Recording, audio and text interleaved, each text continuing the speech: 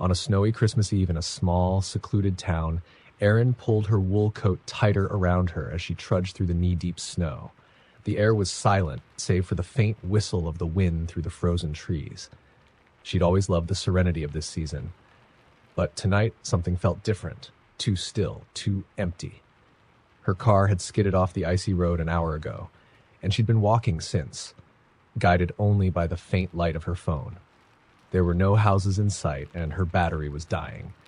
Panic began to creep in as she realized how isolated she truly was. She had told no one she was taking this back road to surprise her parents for Christmas.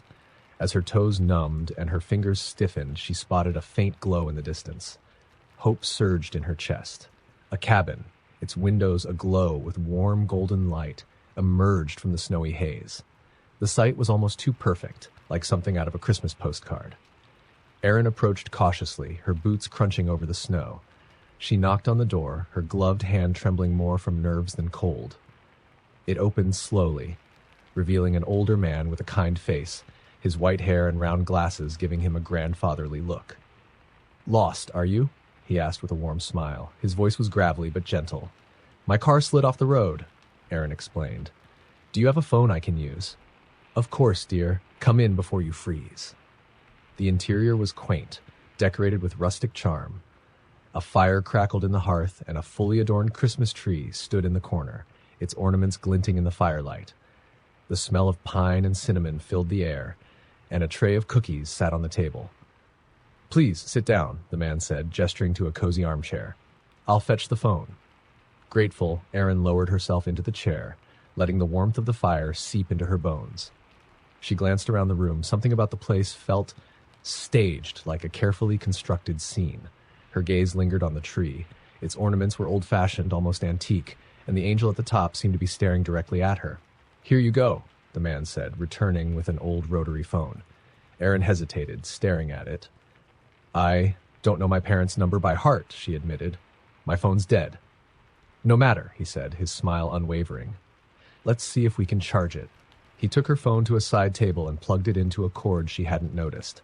Erin's unease grew as she watched him. His movements were too precise, too deliberate, as if he were performing for an audience. "Where are you headed, dear?" he asked over his shoulder. "Just to my parents' house, about 20 miles east of here." "Ah, family is important," he said with a wistful tone. "Christmas is all about family, after all." He turned back to her, like his eyes glinting strangely in the firelight. "But sometimes family isn't who you think they are." The words sent a chill down her spine, and she forced a nervous laugh. "What do you mean?" He didn't answer. Instead, he walked to the tree and picked up a delicate glass ornament, holding it as if it were a precious gem. Erin squinted, realizing it wasn't a regular ornament. It was a photo encased in glass. "That's my wife," he said softly, showing her the image of a smiling woman. "She loved Christmas." "She's beautiful," Erin said cautiously. "She was," he replied, placing the ornament back on the tree. "Until she left me. Took our son and disappeared one Christmas Eve." Erin shifted uncomfortably. The warmth of the room now felt oppressive, the fire too hot. She stood, ready to leave. "Thank you for your help, but I should keep moving." "Nonsense," he interrupted. "The storm's getting worse. Stay the night." She opened her mouth to refuse, but the words died as she glanced out the window. Snow was falling harder, blanketing the world in white. Even if she left, she wouldn't get far. Reluctantly, she nodded. "All right, just for a few hours." "Wonderful," he said, a smile stretching too wide. He disappeared into another room, leaving her alone. Erin's unease deepened as she studied the tree again. More of the ornaments contained photos, children, couples, families, all frozen in cheerful moments. Yet something about their smiles felt off. A loud creak jolted her from her thoughts. The man was back, holding a steaming mug. "Hot cocoa," he said, handing it to her. She accepted it, but didn't drink, her instincts screaming at her to stay alert. As he settled into the chair across from her, he began humming a Christmas tune. It was hauntingly familiar, yet she couldn't place it. She sipped cautiously, pretending to drink, and set the mug down. "I should show you something," he said suddenly, standing again. He opened a small cabinet and pulled out an ancient-looking photo album. "Memories are important, wouldn't you agree?" Erin nodded stiffly, watching as he flipped through the pages. The photos were black and white, each one depicting the man with different people, Always smiling, always on Christmas. Who are they? She asked, her voice trembling. Guests, he said, his tone too casual. Like you. She froze. Her heart pounded as she noticed something horrifying. In the later photos, the people weren't smiling anymore. They looked frightened, their eyes wide with terror. Excuse me, she said, standing abruptly. I need to use the restroom. Down the hall, he said, his eyes gleaming with amusement. Erin walked quickly, her pulse racing. She didn't stop at the bathroom, but instead slipped into another room, closing the door silently behind her. It was a bedroom, sparsely furnished, but what caught her attention was the closet. Opening it, she stifled a gasp. The closet was filled with boxes, each labeled with a year. She pulled one down and opened it. Inside were trinkets, watches, wallets, jewelry, each item engraved with initials. Her stomach churned as she realized what they were. A soft knock at the door made her jump. Everything all right, dear? The man's voice called sweetly. I'll be right out, she said, struggling to keep her voice steady. She needed to get out. She crept back into the hall, listening for his footsteps. The living room was empty, the front door just a few feet away. As she reached for the handle, a hand clamped down on her shoulder. Leaving so soon? He asked, his breath hot against her ear. Erin screamed, twisting out of his grip.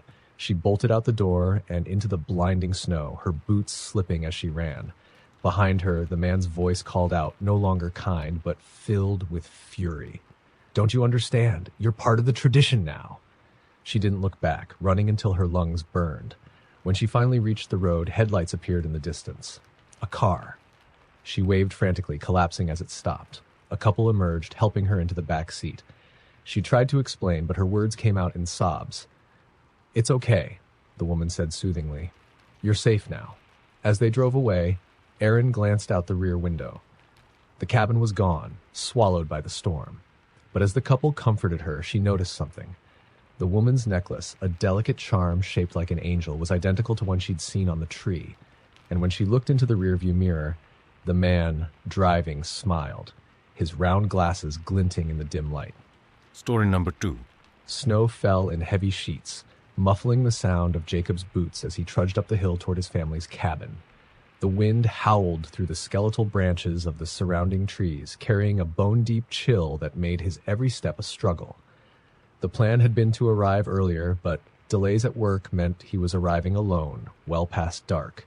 His parents and sister were already inside, waiting for him with a roaring fire and Christmas dinner. As the cabin came into view, he noticed something strange. The lights were off and the windows were dark. He checked his watch. It was only 7 p.m., far too early for them to have gone to bed. A prickle of unease crept down his spine, but he shrugged it off. Maybe the power was out. He hurried up the steps, stomping snow from his boots before knocking. No response. Frowning, he tried the doorknob. It was unlocked. Mom? Dad? He called as he stepped inside. The air was freezing, colder than it should have been. His breath puffed in clouds as he scanned the room. The fireplace was empty, the logs untouched. The dining table was set, but the food was missing, replaced by a thick layer of frost. His heart sank. Something was wrong. He pulled out his phone, but there was no signal. Steeling himself, he moved deeper into the house, his boots crunching on the icy floorboards. Upstairs, he found his parents' bedroom empty, the bed untouched. His sister's room was the same. A loud creak echoed from below, followed by the faint sound of laughter. It was high-pitched, childlike, and utterly out of place. Jacob froze, his pulse hammering. "Hello?" he called, his voice trembling. The laughter stopped. Summoning his courage, he descended the stairs, following the sound to the living room. The air grew colder with every step. The Christmas tree stood in the corner, its ornaments glinting in the dim light filtering through the frosted windows. Beneath it, instead of presents, there was a large, snow-covered box. Jacob stared at it, dread coiling in his stomach. The laughter echoed again, closer this time, and he spun around, his eyes darting to the shadows. "Who's there?" he demanded. The room fell silent. Shaking, he turned back to the box. He reached out, brushing the snow away to reveal an ornate wooden surface carved with intricate patterns that seemed to shift under his gaze. He lifted the lid. Inside was a single photograph. It was old and faded, but the faces were unmistakable, his parents and sister smiling warmly in front of the cabin. But they weren't alone. Behind them stood a figure cloaked in shadow, its face obscured, long fingers resting on their shoulders like talons.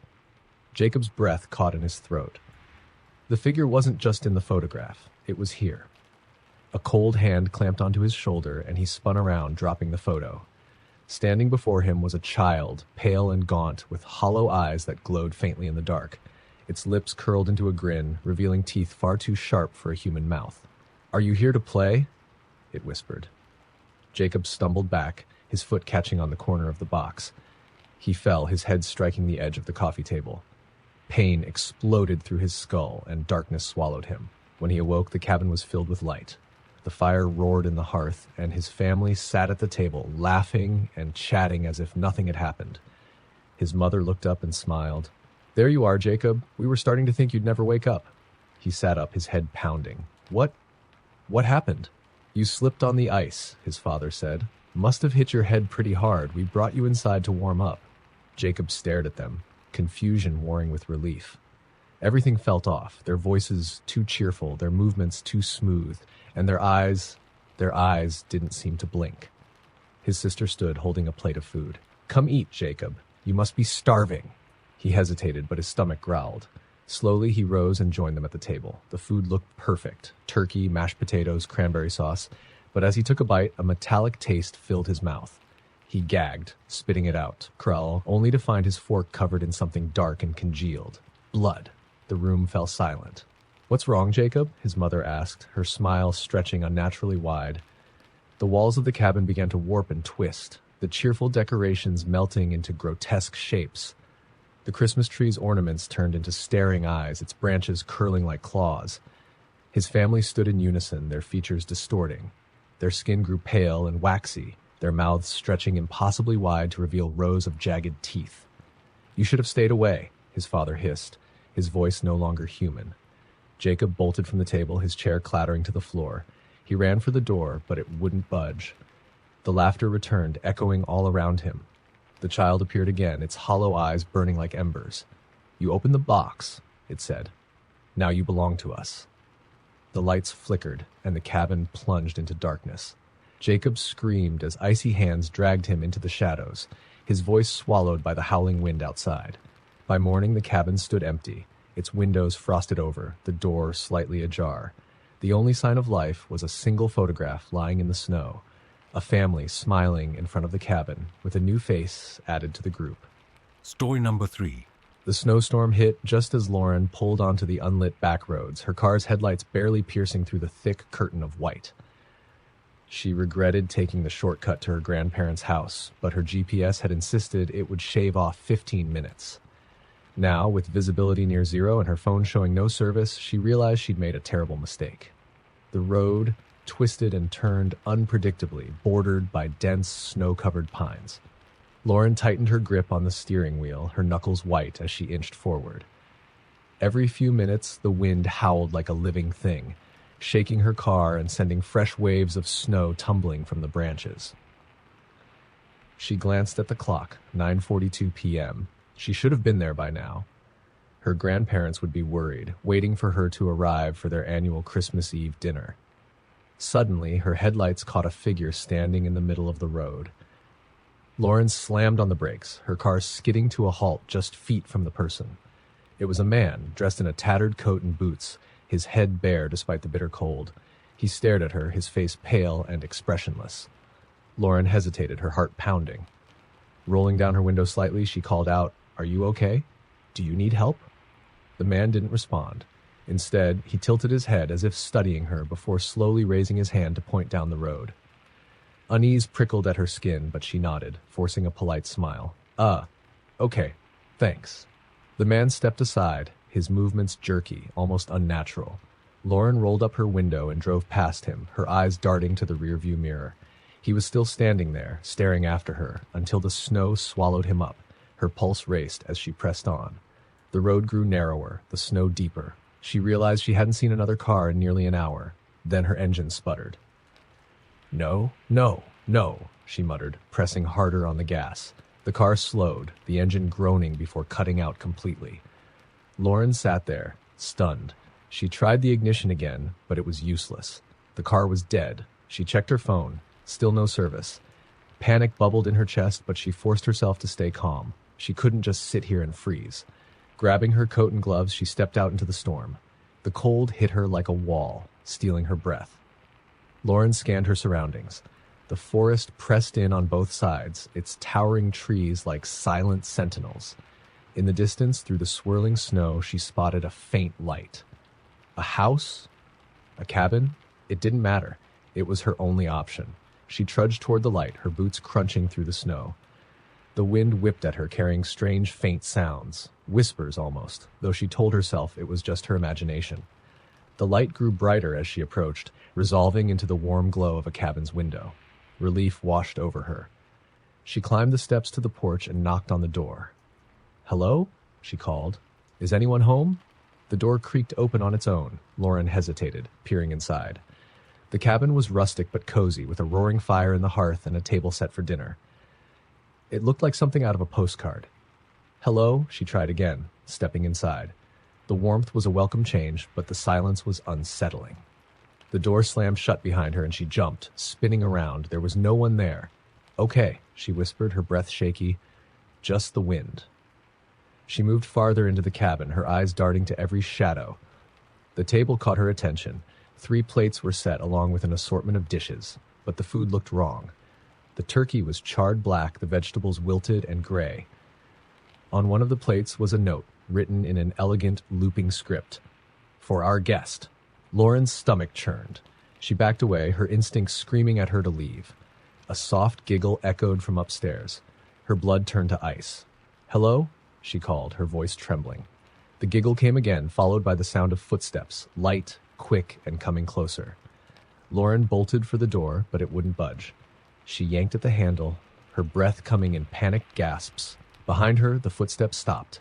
She turned, her heart pounding. A little girl stood at the bottom of the stairs, her pale face framed by dark, tangled hair. She wore a tattered dress, her bare feet leaving no prints on the dusty floor. "You're late," the girl said, her voice cold and accusing. Lauren backed against the door. "I'm sorry, I didn't mean to." "Dinner's ready," the girl interrupted, her lips curling into a grin far too wide for her small face. The fire flared, casting long, flickering shadows. The cabin seemed to shrink, the walls pressing closer. Lauren's eyes darted to the window.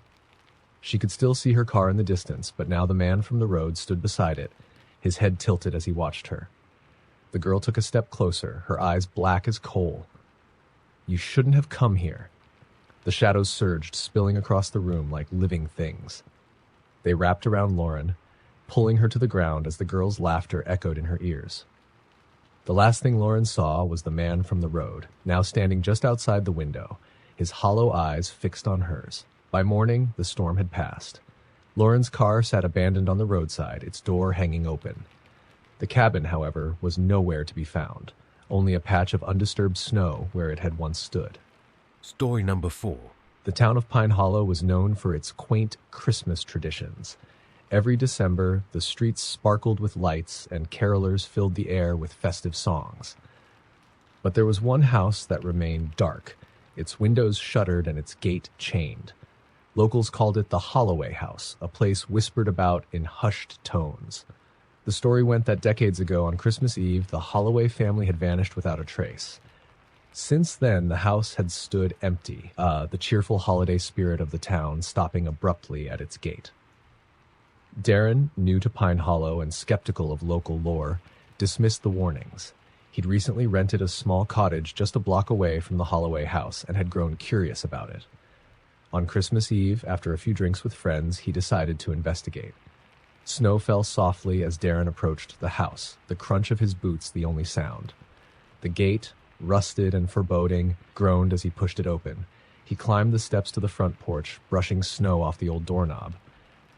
"Just a house," he muttered, pulling out his phone to document the adventure. To his surprise, the door wasn't locked. It creaked open, revealing a dimly lit hallway. Darren hesitated. The air inside was unnaturally cold, and a faint, sweet smell wafted out, like gingerbread left to rot. "Hello?" he called, his voice echoing through the stillness. There was no answer. Darren stepped inside, his phone's flashlight cutting through the gloom. The interior was frozen in time, with dusty holiday decorations scattered about. a toppled Christmas tree, a cracked snow globe, and stockings hanging limp over a soot-streaked fireplace. As he moved deeper into the house, he noticed the strangest detail. There were no footprints in the dust, no sign that anyone had entered in years. Yet the decorations were fresh, as though someone had just arranged them. He heard a faint sound, bells jingling. "Hello?" he called again, turning toward the noise. The jingling grew louder, accompanied by soft, rhythmic thumps like footsteps. Darren's breath fogged in the cold air as he followed the sound into the living room. There, in the center of the room, stood a figure, a man in a tattered Santa suit, his back to Darren. "Hey," Darren said, his voice cracking. "What are you doing here?" The figure didn't move. Darren edged closer, his flashlight trembling in his hand. "Are you okay?" The figure turned slowly, revealing a face that was hollow and rotting, its empty eye sockets oozing black ichor, its grin stretched unnaturally wide, teeth yellowed and sharp. Darren stumbled back, tripping over a broken chair. The Santa figure took a step toward him, the bells on its suit jingling softly with each movement. "Stay back!" Darren shouted, scrambling to his feet. The figure tilted its head, its grin widening. Then, with a guttural growl, it lunged. Darren bolted, his phone clattering to the floor as he ran. He darted through the hallway, the sound of jingling bells chasing him. His breath came in panicked gasps as he reached the front door and yanked it open. He ran out into the snow, not daring to look back. The bells faded as he stumbled down the street, finally collapsing near a cluster of holiday lights. The townsfolk found him the next morning, half buried in snow and muttering incoherently about Santa's grin. When they went to check the Holloway house, it was empty, as it always had been. But on Christmas morning, Darren woke in his cottage to find a single dusty stocking hanging by his fireplace. Inside was a lump of coal and a bell that jingled softly when he picked it up. Story number 5. Snow blanketed the quiet town of Stillwater on Christmas Eve, the streets eerily silent, as most residents gathered with their families by the fire. Ellie, however, sat alone in her small apartment above the town's antique shop. She had moved to Stillwater only a few months earlier and wasn't expecting much of a Christmas celebration. Her parents were long gone and friends had become a distant memory. The antique shop owner, Mrs. Harrington, had left her in charge while she visited her daughter for the holidays. Ellie didn't mind the solitude. She enjoyed the quiet, especially during the holidays when memories of her past felt less oppressive. Around 8 p.m., just as Ellie was about to settle in with a book, she heard the faint sound of a music box playing a hauntingly familiar melody. She froze, her eyes darting toward the floor. The sound was coming from the shop below. She hadn't touched the store's inventory, knowing how particular Mrs. Harrington was about her antiques. But now the soft, tinny notes of Silent Night floated up the stairs. Probably just the wind, Ellie whispered to herself, though she knew how ridiculous that sounded. Grabbing a flashlight, she descended the narrow staircase. The shop was dark, the only light coming from the street lamps outside, casting long, distorted shadows across the room. The music box played on, louder now. It was coming from the far corner of the shop, where Mrs. Harrington kept her most prized items locked in a glass display case. Ellie's breath misted in the cold air as she approached. Her hand trembled as she shone the flashlight onto the case. The music box was open. She frowned. Mrs. Harrington had specifically told her the case was always locked. As Ellie leaned closer, the melody stopped abruptly, leaving the shop in suffocating silence. A chill ran down her spine. She turned to leave, but as she did, something caught her eye. A faint outline of a figure in the reflection of the glass. Whipping around, she saw nothing but shadows. Her heart hammered in her chest as she bolted up the stairs, locking the apartment door behind her.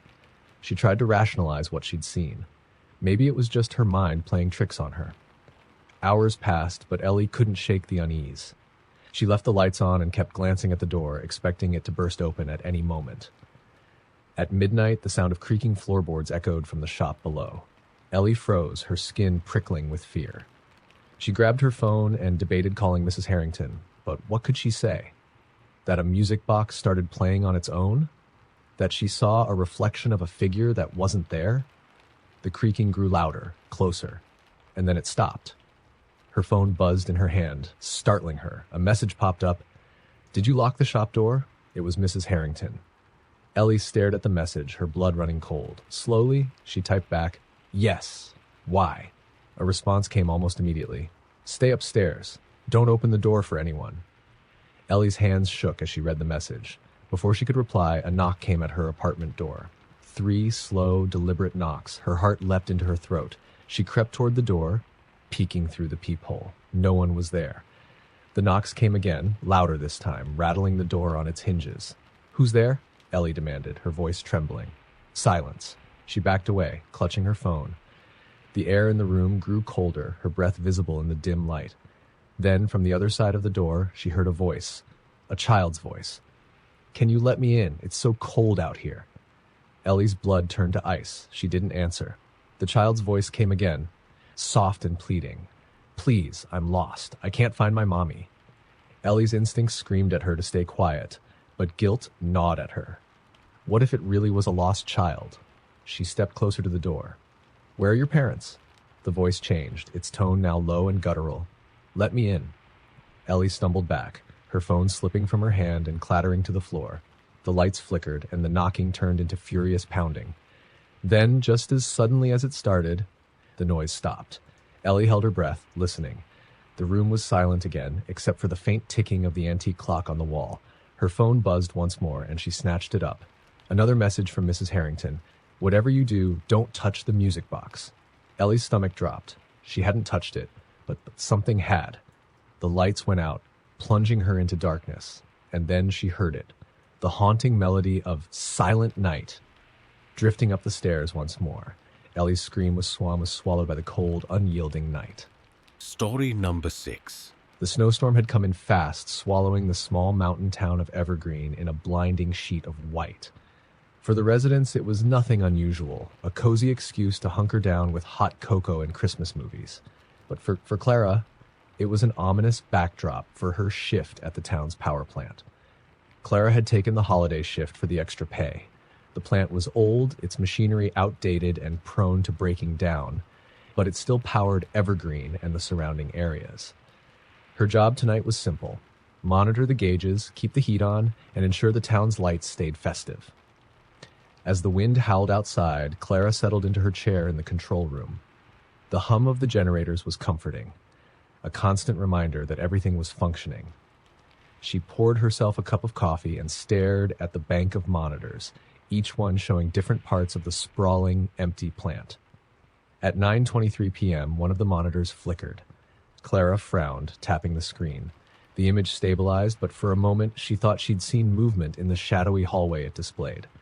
"Great," she muttered, "probably a glitch." But then another monitor flickered. This time, the movement was unmistakable, a figure, cloaked in shadows, darting past the camera. Her pulse quickened. The plant was supposed to be locked down. No one was allowed inside except her. Grabbing her flashlight and walkie-talkie, Clara left the control room and stepped into the plant's cold, dimly lit corridors. The overhead lights buzzed faintly, casting long shadows that seemed to stretch and writhe as she moved. "Hello?" she called out, her voice echoing. No response. She walked toward the camera where she'd seen the figure, her flashlight cutting through the darkness. The air felt colder here, biting and unnatural. As she rounded the corner, she froze. In the middle of the hallway stood a tall figure, its back to her. It wore a tattered red coat trimmed with filthy white fur, the kind Santa might wear if he'd been left to rot in a forgotten basement. Clara's breath caught in her throat. "Who are you?" The figure didn't move. "Hey!" she shouted, forcing her voice to steady. "You're not supposed to be here." Slowly, the figure turned. Its face was grotesque, skin peeling and gray, eyes sunken deep into hollow sockets. Its grin was impossibly wide, revealing jagged, yellowed teeth. Clara stumbled back, her flashlight shaking in her grip. The figure took a step forward, its heavy boots echoing ominously in the empty hallway. "Stay back," she yelled, fumbling for the radio. Static crackled, then a voice came through. But it wasn't hers. In a deep, guttural tone, the voice said, "You've been very naughty this year." Clara's heart pounded as she turned and ran, her boots slipping on the icy floor. Behind her, she could hear the jingle of bells, faint but growing louder with every step. She burst back into the control room and slammed the door shut, locking it. Her chest heaved as she pressed her ear to the cold metal. The jingling stopped just outside. "Go away," she screamed, her voice breaking. The monitors around her flickered again, each one showing the figure standing in different parts of the plant. First the generator room, then the storage area, then the hallway just outside the control room. And then the screens went dark. The room plunged into silence, save for the frantic thudding of her heartbeat. Clara reached for her phone, only to find it dead. A scraping sound broke the quiet. Clara turned to see deep gouges appearing on the metal door, as though something sharp was dragging across it. Her eyes darted to the emergency hatch on the far side of the room. If she could make it outside, maybe she could outrun whatever this was. Summoning every ounce of courage, she threw open the hatch and climbed out into the storm. The freezing winds stung her face as she stumbled through the knee-deep snow, the plant's floodlights casting eerie shadows across the landscape. The bells jingled again, closer now. She turned and saw the figure standing in the snow, its skeletal hand reaching toward her. "No!" Clara screamed, running blindly into the storm. The jingling followed her, relentless, growing louder and louder until it filled her ears. She tripped, falling face first into the snow. When she looked up, the figure was towering over her, its grin splitting its face. As everything went dark, the last thing she heard was its voice, deep and echoing, "Merry Christmas." Clara's body was found the next morning by a search party. She was frozen, her eyes wide with terror. Around her neck hung a bell, rusted and ancient, with her name etched into the metal. Story number 7. The snowstorm raged outside, blanketing the small countryside inn in a relentless sheet of white. Sam had been driving home for Christmas when the storm forced him to pull over at the first place he could find, an old inn nestled off a lonely stretch of road. The innkeeper, a wiry man with deep-set eyes, greeted him at the door. "Lucky you caught us," the man said, his voice hoarse. "Not many stay here these days." Sam nodded, clutching his overnight bag. Storm came out of nowhere. "Any rooms left?" The man handed him a brass key. "Room 3, down the hall. Breakfast at 7, if you make it." Sam chuckled uneasily, unsure if it was a joke. He thanked the man and headed upstairs, the wooden steps creaking under his boots. Room 3 was modest, with an old 4-poster bed, a small desk, and a mirror above the dresser. The wallpaper was faded, peeling at the corners, and the radiator hissed weakly, struggling to push out warmth. Sam set his bag down and flopped onto the bed, exhausted. The storm outside howled like a living thing, battering the windows with icy fists. As he drifted towards sleep, a faint tapping sound drew his attention. Tap, tap, tap. He sat up, scanning the room. The sound seemed to come from the window. Sam crossed the room and peered outside, but the snow made it impossible to see anything. Tap, tap. This time, it sounded closer, like it was coming from the mirror. Sam turned slowly, his breath catching. The mirror's surface seemed to shimmer, the dim light casting strange shadows across its glass. He stepped closer, his reflection staring back at him, but something was off. His reflection wasn't moving. Sam froze, his pulse racing. He raised a trembling hand and his reflection remained still, staring at him with wide, unblinking eyes. Then it smiled. Sam stumbled back, crashing into the dresser. His reflection began to move on its own, pressing its hands against the inside of the mirror as though trying to break free. "No," Sam whispered, his voice trembling. "This isn't real." The tapping grew louder, more insistent, as cracks spiderwebbed across the mirror's surface. Sam bolted for the door, but it wouldn't budge. He twisted the handle frantically, the wood groaning under his weight. Behind him, the mirror shattered with a deafening crash. A cold gust swept through the room, extinguishing the weak light. Sam turned, his back pressed to the door, and saw something crawling out of the mirror's jagged remains. It looked like him, but it wasn't. Its limbs were too long, its movements jerky and unnatural. Its face was stretched into a grotesque parody of his own, its mouth too wide, filled with teeth that didn't belong. Sam screamed, hammering on the door. "Help! Somebody! Please!" The thing mimicked his scream, its distorted voice echoing around the room. It moved closer, its black eyes locked on him, its hands twitching as though eager to grab him. In a desperate bid, Sam grabbed the brass lamp from the dresser and swung it at the creature. The lamp shattered against its head, but it didn't even flinch. The thing lunged, its icy fingers wrapping around his throat. Sam's vision blurred as he struggled, the air forced from his lungs. And then everything went dark. When Sam awoke, he was lying in bed. Morning light streamed through the window, and the storm had passed. Had it all been a dream? He sat up slowly, his body aching. The mirror was intact, its surface pristine, reflecting his weary face. Relief flooded through him. Just a nightmare, he thought. But as he turned to grab his bag, he froze. In the mirror, his reflection didn't move. It stood there, smiling. Story number 8. The Christmas tree lot was deserted when Ella arrived. She'd put off getting a tree until the last minute, and now she was left with this lonely roadside stand in the middle of nowhere. The snow was falling in thick, heavy flakes, and the old man working the lot looked up from his small shack, a crooked grin stretching across his face. "Looking for a tree?" he asked, his voice rasping. Ella nodded, pulling her coat tighter. "Yeah, something small for the apartment." The man gestured toward the rows of trees lined up like soldiers. "Take your pick, but choose wisely." She raised an eyebrow, but didn't comment. The trees were all the same, really, scraggly and sparse, the rejects no one else wanted. Still, she didn't have much choice. She wandered through the rows, the snow muffling her footsteps, until she found one that seemed decent.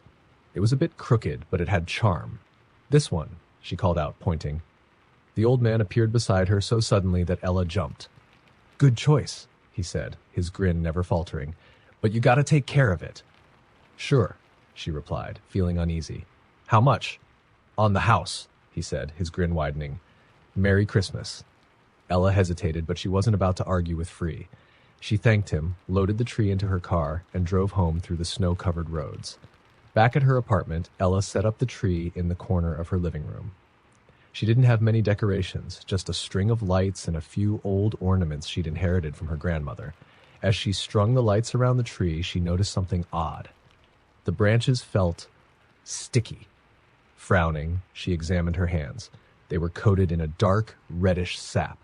She wiped them on a towel and muttered, "Gross," before finishing up.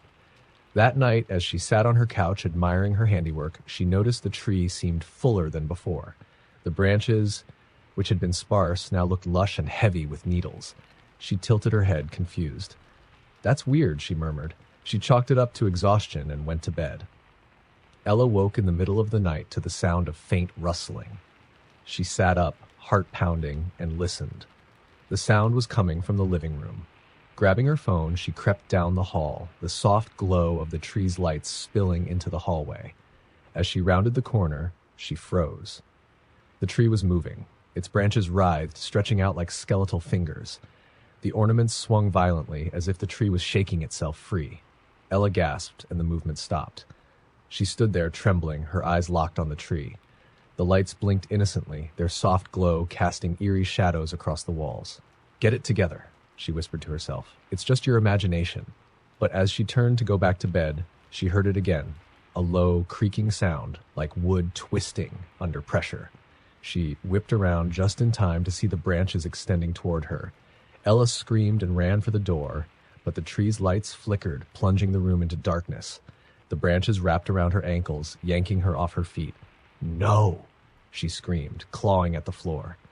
The tree dragged her closer, its needles piercing her skin like tiny knives.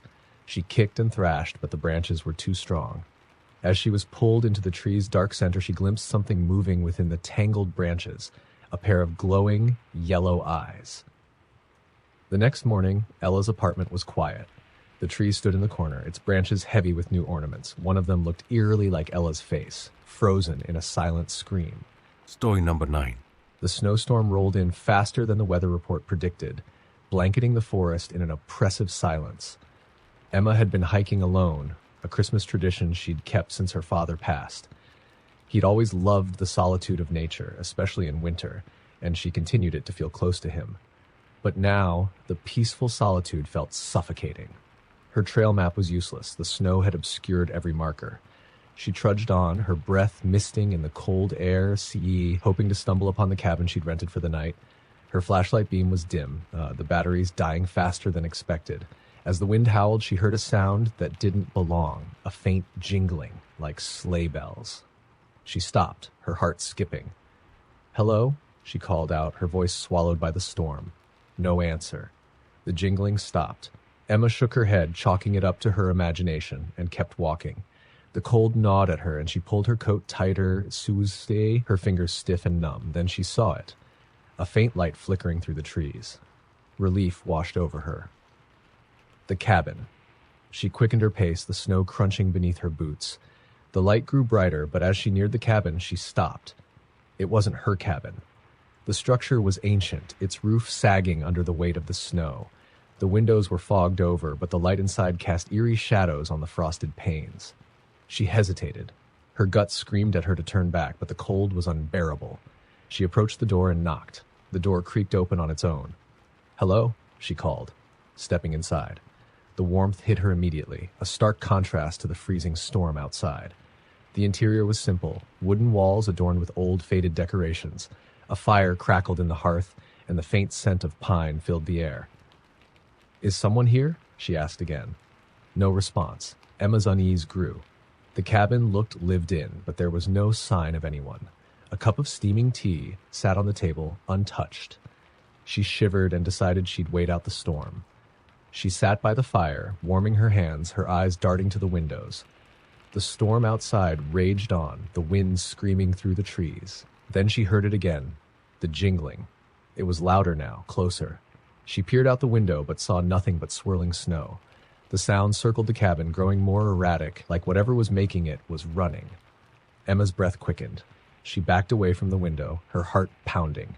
Suddenly, the fire dimmed and the air grew icy.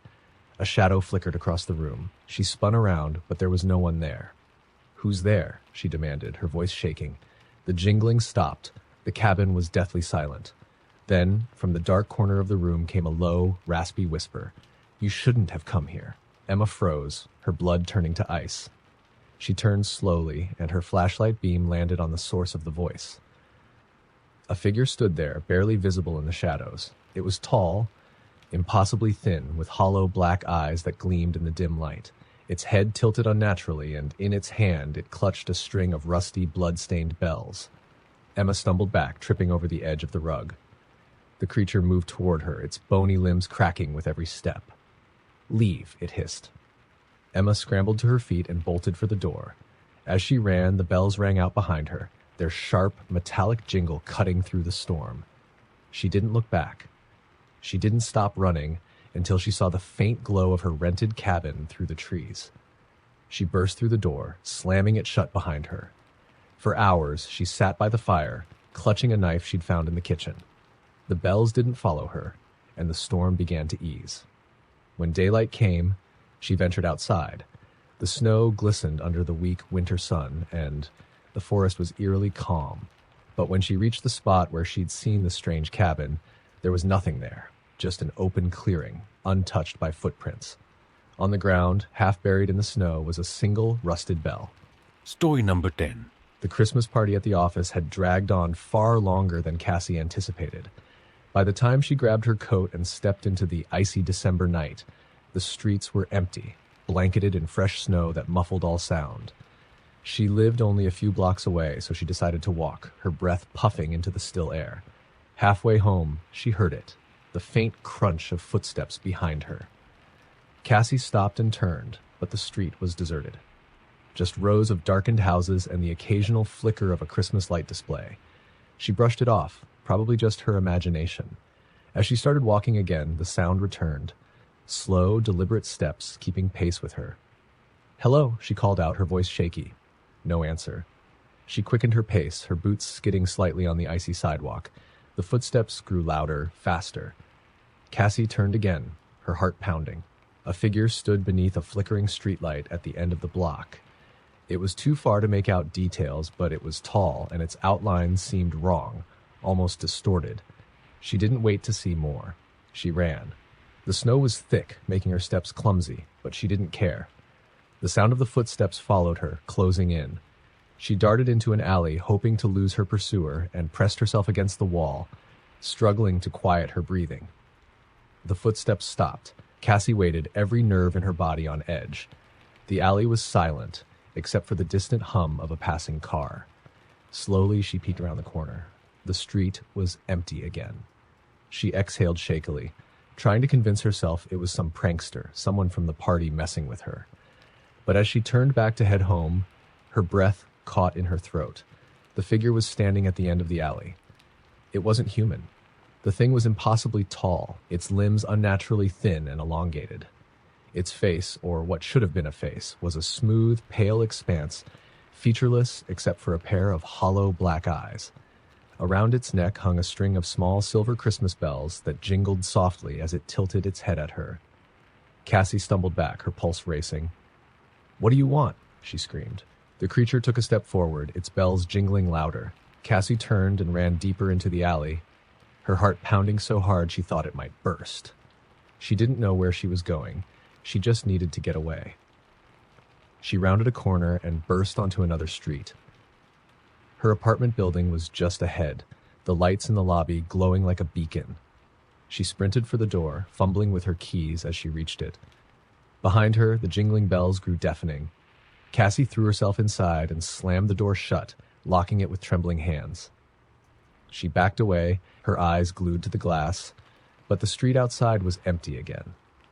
For a moment, she allowed herself to breathe. Maybe it was over.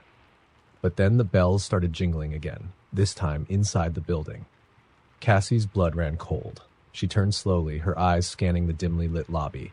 At the far end of the hall, the creature stood, its towering frame almost brushing the ceiling.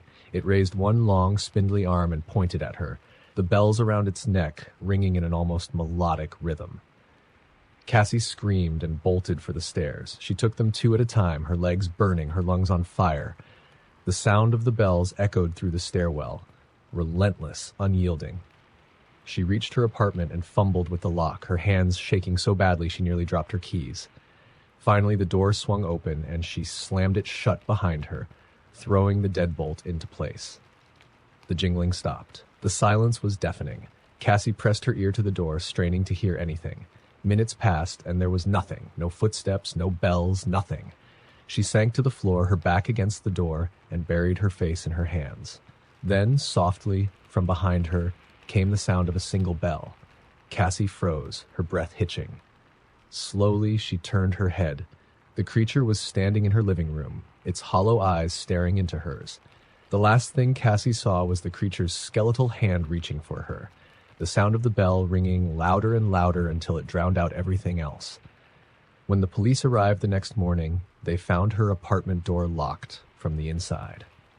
Cassie was gone, and the only sign she'd ever been there was a single silver bell lying on the floor, glinting in the pale morning light. Story number 11. Snow fell gently on the quiet town of Winter's Hollow, blanketing everything in a pristine silvery white. It was Christmas Eve, a night of joy and togetherness, but for Claire Hammond it felt different this year. There was an unease in the air, a strange quiet that went beyond the muffling of snow. The lights on the houses seemed to flicker too often, casting shadows that danced unnaturally. Claire had moved back into her childhood home after her mother's recent passing. The house carried memories, both sweet and bitter, but tonight it felt cold, lifeless. She tried to busy herself with decorating the old spruce tree in the living room, its needles prickling her fingers as she adjusted the fragile handmade ornaments. One caught her eye, a small wooden angel with peeling paint. It had been her mother's favorite. As she hung it on a high branch, a soft chime echoed from the hallway. Claire froze. She didn't own wind chimes, and the sound was too deliberate, too melodic. Heart-pounding, she peered into the dimly lit hallway. Nothing. Only the faint hum of the heater filled the silence. Shaking her head, she returned to the tree, chalking it up to her imagination. Hours passed, and the snowstorm outside grew ferocious. Claire sat by the fireplace, nursing a mug of cocoa when the lights flickered again. The shadows on the walls seemed to elongate, stretching toward her like clawed fingers. She grabbed her phone, but the signal was dead, a common occurrence during storms in Winter's Hollow. Suddenly, a knock at the front door shattered the silence. Claire jumped, spilling her cocoa. Who would be out in this weather? She hesitated, her breath fogging in the chilly air. The knock came again, more insistent this time. Gathering her courage, she approached the door and peeked through the peephole. Nothing. The porch was empty, the snow undisturbed. She opened the door slightly, the icy wind biting her cheeks, and called out, "Hello, is someone there?" Her voice sounded small and uncertain. No reply came, just the howling wind. She closed the door, bolting it securely, but as she turned, her heart stopped. On the living room floor lay a single wet footprint, large and heavy, leading toward the Christmas tree. Trembling, she grabbed the nearest object, a fire poker, and edged toward the tree. The ornaments glimmered innocently in the soft light, but the wooden angel now dangled from a lower branch, spinning slowly as if touched by an unseen hand. Claire's breath quickened. She felt a presence, cold and suffocating, like a shadow pressing down on her. A whisper, faint and raspy, brushed against her ear. "You're not alone," she screamed, dropping the fire poker, and turned wildly. Nothing. The room was empty, but the temperature had plummeted. Her breath hung in the air, visible and trembling. Desperate, Claire backed into the corner of the room, clutching her phone, when a sudden memory surfaced. Her mother used to tell her stories of Christmas spirits, benevolent and malicious, who visited during the holiday season. She had always laughed them off as folklore, but now, she wasn't so sure. The whispers grew louder, surrounding her. They weren't words, but an agonizing chorus of grief and anger. Claire covered her ears, tears streaming down her face. "Leave me alone," she screamed. The room fell silent. For a moment, she thought it was over. But then the wooden angel on the tree exploded into splinters. A figure emerged from the shadows, tall and emaciated, its eyes glowing with a sickly yellow light. Its body was draped in tattered, frost-covered robes, and its skeletal hand clutched a rusted chain. "You?" it hissed, its voice like nails on glass, "have forgotten the truth of Christmas." Claire was paralyzed with fear, unable to speak or move. The creature loomed closer, the chain rattling ominously. "This night is not for joy," it continued. "It is for reckoning." Memories flooded Claire's mind.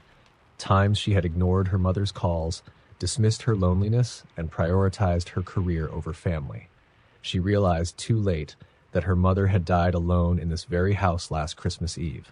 The creature raised its hand, and Claire was enveloped in a suffocating darkness.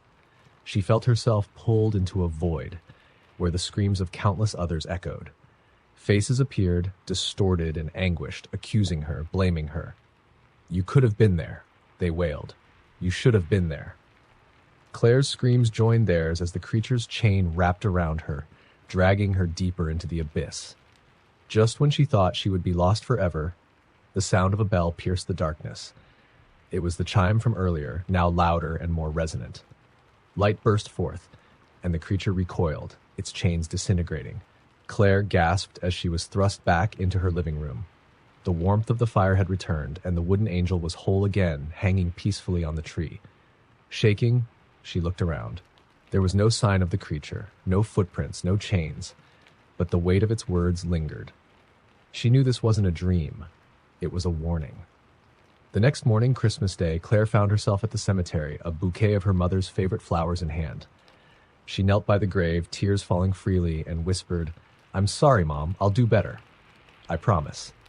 As she stood to leave, a gentle warmth enveloped her, and she swore she heard her mother's voice, soft and forgiving. "Merry Christmas, my dear." Claire walked away, vowing to honor the true spirit of Christmas, not with gifts or decorations, but with love, remembrance, and connection. Yet, every Christmas Eve, she still feels a chill in the air and hears the faint rattle of chains, a reminder of the night she was given a second chance.